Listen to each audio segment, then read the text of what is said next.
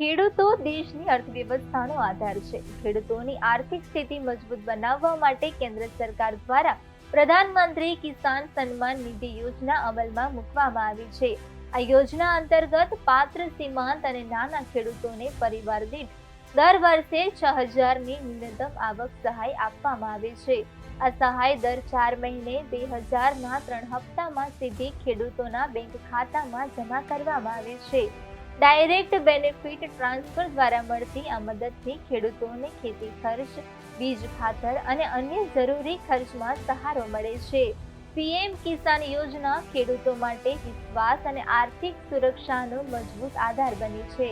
સરકારનું ધ્યેય છે ખેડૂત સમૃદ્ધ તો દેશ સમૃદ્ધ, અને પીએમ કિસાન સન્માન નિધિ યોજના આ દિશામાં એક મહત્વપૂર્ણ પગલું છે. જો તમે પાત્ર ખેડૂત હો તો આજે જ યોજના સાથે જોડાઓ અને સરકારની આ સહાયનો લાભ લો.